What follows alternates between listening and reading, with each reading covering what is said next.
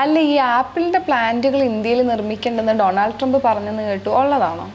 അതായത് 2026 അവസാനത്തോടെ US-ലേക്കുള്ള ഐഫോണിന്റെ ഉൽപ്പാദനത്തിന്റെ ഭൂരിഭാഗവും ഇന്ത്യയിലായിരിക്കും എന്നായിരുന്നു ആപ്പിളിന്റെ പ്ലാൻ. അപ്പോൾ കഴിഞ്ഞ ദിവസം ഗൾഫ് സന്ദർശനത്തിനിടെ ഖത്തറിലെത്തിയ ട്രംപ് ദോഹയെ വെച്ചിട്ടാണ് ആപ്പിളിന്റെ CEO ആയിട്ടുള്ള ടിം കുക്കിനെ കാണുന്നത്. ചൈനയിൽ പ്ലാന്റുകൾ നിർമ്മിച്ച താങ്കളുടെ നടപടി വർഷങ്ങളായിട്ട് സഹിച്ചു പോരുന്നു, പക്ഷേ അത് ഇന്ത്യയിൽ ചെയ്യുന്നതിനോട് തീരെ യോജിക്കുന്നില്ല, ഇന്ത്യ അവരുടെ സ്വന്തം കാര്യം നോക്കട്ടെ എന്നായിരുന്നു ട്രംപ് പറഞ്ഞത്. അല്ല, ഇപ്പൊ ഇന്ത്യയിൽ പ്ലാന്റുകൾ നിർമ്മിക്കുന്നതിന് പിന്നിൽ ആപ്പിളിന്റെ ലക്ഷ്യം എന്തായിരിക്കും?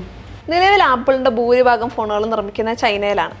അപ്പം US-ലേക്ക് പ്രതിവർഷം ആപ്പിൾ 60 മില്യൺ ഫോണുകളാണ് വിൽക്കുന്നത്. പക്ഷേ US-ൽ സ്മാർട്ട് ഫോണുകൾ നിർമ്മിക്കുന്നില്ല. ഇതിന്റെ 80% ചൈനയിലാണ് നിർമ്മിക്കുന്നത്. ഈ താരിഫുകളും ഭൗമരാഷ്ട്രീയ സംഘർഷങ്ങളും കാരണം ചൈനയെ ആശ്രയിക്കുന്നത് കുറയ്ക്കുക എന്നുള്ളതാണ് ഇന്ത്യയിൽ ഇങ്ങനെ ഒരു പ്ലാന്റ് തുടങ്ങുന്നതിന്റെ പ്രധാനപ്പെട്ട ലക്ഷ്യം. പിന്നെ ഈ COVID-19 തുടർന്ന് ചൈനയിൽ ലോക്ക്ഡൌൺ ഒക്കെ വന്നപ്പം അവരുടെ വലിയ പ്ലാന്റിനെയൊക്കെ അത് വല്ലാതെ ബാധിച്ചിരുന്നു. അപ്പോൾ ചൈനയ്ക്ക് പുറത്ത് ഒരു നിർമ്മാണ ശൃംഖല തുടങ്ങാൻ ഇതാണ് ആപ്പിളിനെ അതിന്റെ വിതരണക്കാരെയും പ്രേരിപ്പിച്ചത്. ഇനി ഇന്ത്യയിലേക്ക് വന്നാൽ ആപ്പിൾ ഇന്ത്യയിൽ നിന്നുള്ള കയറ്റുമതി ഇതിനോടൊപ്പം തന്നെ വർദ്ധിപ്പിച്ചിട്ടുണ്ട്. കഴിഞ്ഞ മാർച്ച് വരെയുള്ള 12 മാസത്തിനിടയ്ക്ക് $22 ബില്യൺ മൂല്യമുള്ള ഐഫോണുകളാണ് ആപ്പിൾ ഇന്ത്യയിൽ അസംബിൾ ചെയ്തത്. അല്ല, ഈ ഡൊണാൾഡ് ട്രംപ് ഇങ്ങനെ പറഞ്ഞ സ്ഥിതിക്ക് ടിം കുക്ക് അദ്ദേഹത്തിന് ഈ പ്ലാൻ ഡ്രോപ്പ് ചെയ്യാൻ ചാൻസ് ഉണ്ടോ? ട്രംപിന്റെ പരാമർശത്തിന് പിന്നാലെ ഇന്ത്യൻ സർക്കാർ ഉദ്യോഗസ്ഥർ ആപ്പിളിന്റെ എക്സിക്യൂട്ടീവുകളായിട്ട് സംസാരിച്ചിരുന്നു.